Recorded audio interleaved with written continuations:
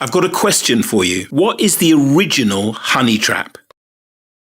Here's a clue. It's not marriage, and it's not prostitution either. It's much older than both of those. Your thoughts?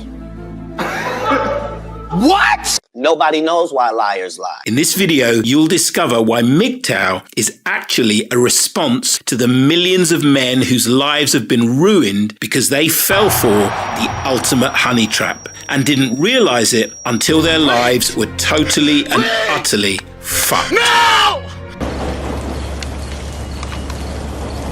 One more listening.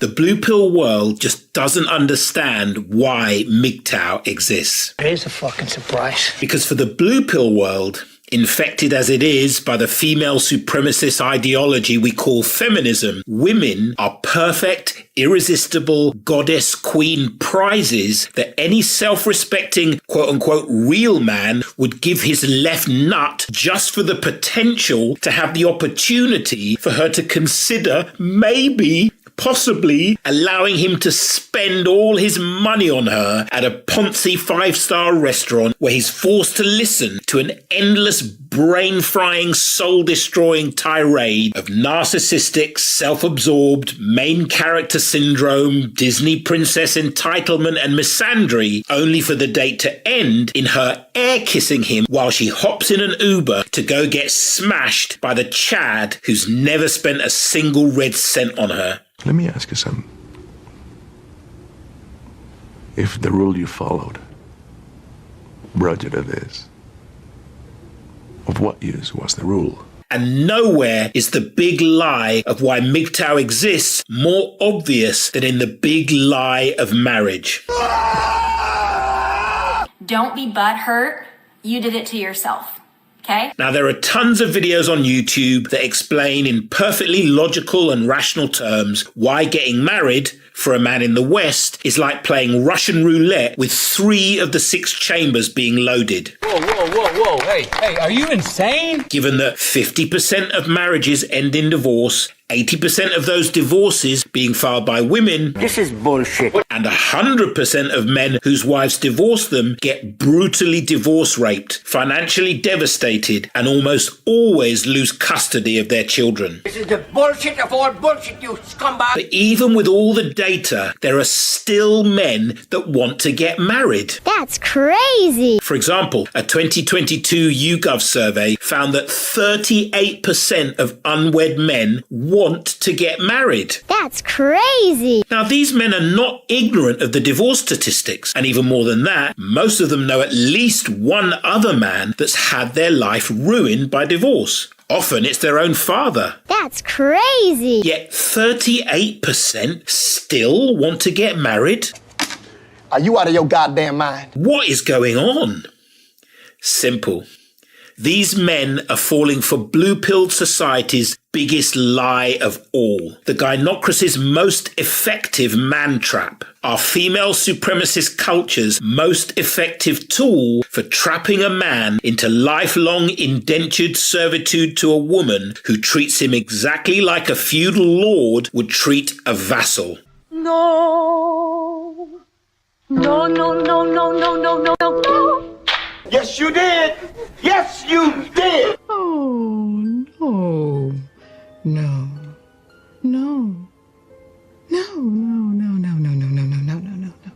You lying ass bitch. May I interject just a little bit here? That is not going to happen. What is this hyper-effective man trap? In other words, what is the original and ultimate honey trap? The biggest lie of all. Romantic love. Oh, shit. Nigga, no! Nope. We don't believe you. We don't believe you. Listen to me. You're wrong. And if you don't get it, I feel sorry. I don't remember asking you a goddamn thing. I'll let the great Paul Elam, father of the men's human rights advocacy movement, explain it to you. You must get the difference between love and romantic love. This isn't something you can intellectualize yourself into understanding. It's a big, big deal.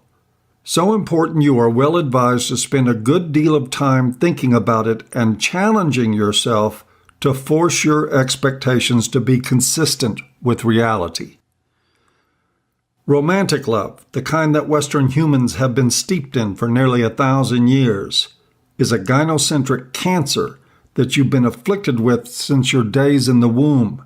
You don't need to be cynical to see this. You only have to have your eyes open and set in front of a functional brain. Oh shit! Oh shit! Romantic love is a narrative of male sacrifice I'm not understand how. in exchange for sex and to some degree approval. Get the fuck out of here.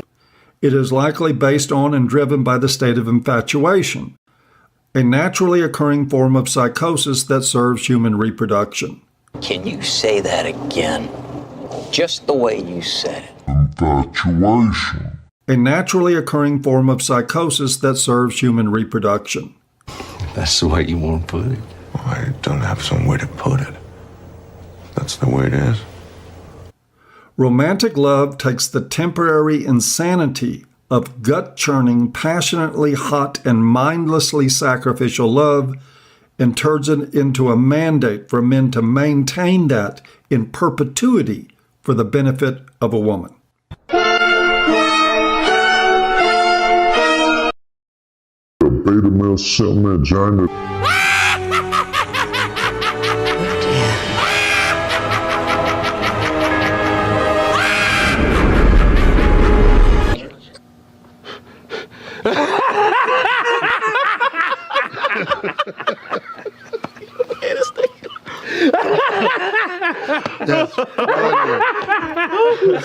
Don't be butthurt.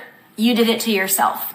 Okay? On its face, it's a perfect storm of sexual selection, male sacrifice, and male disposability, which is really just 3 different ways of saying gynocentrism. It's a fairy tale, gents. A dime store romance novel that should have no more place in the thinking of sane men than the synonymous self-castration.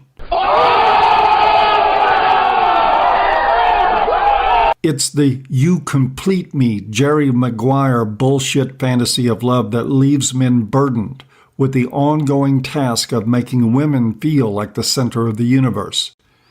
And it's the mushy, gushing soulmate narrative, the product of infatuated servile poets and women's narcissistic fantasies.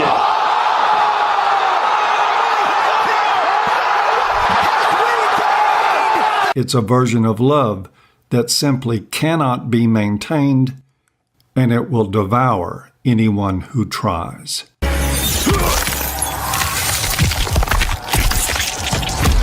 Fatality.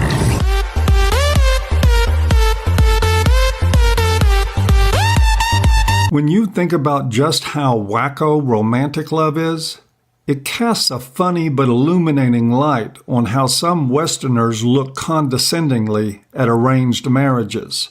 In other words, marriages between people who may not have ever met and who know next to nothing about each other. These are marriages that don't originate with the spark of infatuation. I've seen lots of Westerners talk about these marriages in mocking terms, as though they were the quaint practices of some primitive cultures that are not up to their enlightened standards. They sneer at the formation of arranged families and instead idealize marriages starting with a temporary, insane rush of neurochemicals as a more sophisticated standard.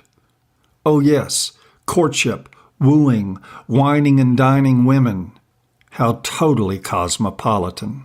You disrespect yourself and your nation. You are made of stupid. Please like and subscribe. Please like and subscribe. Lord have mercy. We must stay focused, brothers. We must stay focused. It's important to get this for any man, especially red pill men. Love and romantic love are 2 entirely different things. Love is a long time coming. It's a product of learned experience, negotiating conflicts and outright battles for control. It comes from enduring hardship as a team and, to some degree, developing mutual dependence. It's an arduous, often bloody affair that requires both people to share and promote interests that serve them both. And interestingly, for couples first bonded by romantic love, it requires them to grieve the loss of that which brought them together. The expectations and standards of romantic, or more accurately, gynocentric love, are a fool's errand. Trying to maintain that only breeds a toxicity of which men are the primary victims, and it commonly ends relationships in bitter disappointment. When standards are impossible, failure is certain. So, for actual love to arise, romantic love must die. We don't like you. You're a bad person with an ugly heart, and we don't... I don't remember asking you a goddamn thing. Now, the point here is not to compare East and West and how they traditionally choose to pair bond, but to point out that as a Western red pill man, your programmed beliefs about pair bonding are deeply, fatally flawed. It's a mistake to think that you're exempt from this. Just because you have found great benefit in learning red pill philosophy doesn't mean you are no longer affected by the faulty beliefs. After all, ideas can change rapidly with new information. Beliefs, on the other hand, linger. They quietly and unconsciously pull strings in our thinking and behavior long after information to the contrary registers consciously. If a man thinks that women are responsible human beings capable of accountability, but he struggles to treat them that way, then it is because despite what he thinks, what he believes makes him falter when it comes to holding a woman to his standards. He hesitates long enough for the guilt associated with his real beliefs to take root and silence him. Note what Jason said in his email to me. I'm going to quote him again here. "Naturally, I blamed myself in the end," he said, "but looking back on it, I see that while I made mistakes, she was just as guilty." Naturally, I blamed myself in the end. Or, and allow me to paraphrase him slightly here, blaming myself is natural. Straight out of the Gynocentric Handbook, and straight out of Jason's beliefs at that moment in his life. It's a living artifact of romantic love, powerful enough to prompt any man who really looks at it to find an escape into sexual isolation or perhaps into lifelong cynicism. Now, the good news is that once you've been disillusioned about the big lie of romantic love and understand it is a trap that has destroyed more men's lives than all the wars ever fought, Daniel, a group of hitherto hidden options open up to you as you are now truly free to leave the blue-pilled, gynocentric, female supremacist plantation and be an independent, self-directed man going his own way. Yes! Yes! Make it so. What are the options that open up? Well, now you are free to be as transactional in your relationships with women as women are with men. Please, for the love of God, do not. You are free to treat women exactly like they have always treated you. That is, to ditch them as soon as they stop making you happy and you get bored with them, which generally happens around the 90-day mark when they drop the act of being a fun, playful, easygoing nympho and start withholding sex as a weapon to control you. She belongs to the street. Percocet, Miley Percocet, Percocet. This pleases me. Yeah, boy. Or option 2, you can be even more transactional and only deal with the only truly honest woman, a prostitute.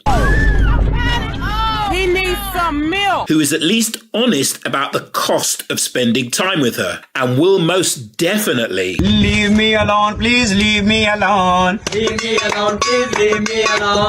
Leave me alone, please leave me alone. Leave me alone, please leave me alone. Kado jaake mukna hai 10 lakh don. Leave me alone, please leave me alone. once you pay her. Yes. And then option 3, the one I chose, and I would definitely recommend, certainly to older men who have some semblance of control over their libido. is going full MGTOW monk mode. This is the most empowering option of all because it is the option that is most conducive to self-actualization. Yes! Yes! Make it so. Because outside of mastering your thoughts and emotions, the two most powerful forces for unleashing your inner genius, What the hell is even that? or tapping into the archetypal power of your unconscious, Huh?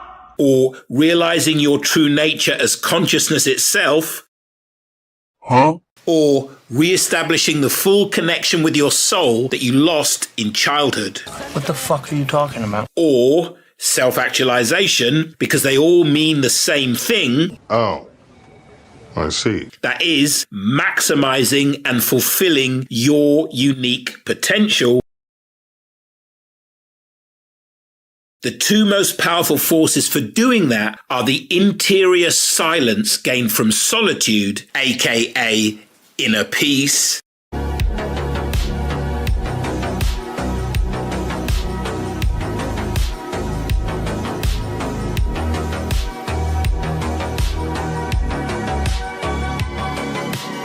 and the incredible internal power that a man cultivates when he doesn't spill his lineage all over the soil. That's for all the Severance posse out there. For everyone else, the incredible internal power that a man cultivates when he doesn't ejaculate his semen into a woman's vagina, into a condom, or into a sock, but instead retains it and learns to bring that life force energy up to his head and experience the transcendental wonder of a tantric multiple braingasm.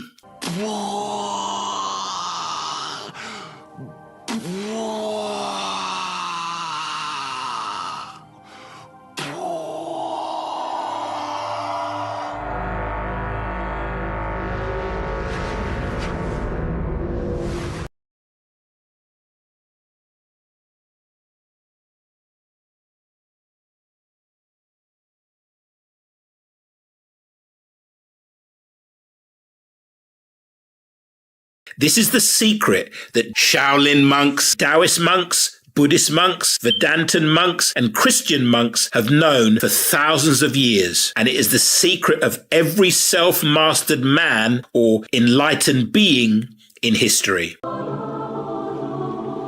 my God. I get it. But regardless of which path you choose, as a man going his own way, it will be easier and more fun to walk it with a group of brothers who are doing exactly the same thing. To find out more about just such a group, the Life After Women MGTOW Brotherhood, click the link in the description and watch our explainer video. And as always, if you enjoyed the video, don't forget to like the video, comment on the video, and share the video. Thanks for watching. See you in the next one. God, we should walk away from this. Hold on. If I were to do this, if I even could do it, I'd need a guarantee. How do I know you can deliver? You don't. But I can. So, do you want to take a leap of faith? Or become an old man filled with regret, waiting to die alone?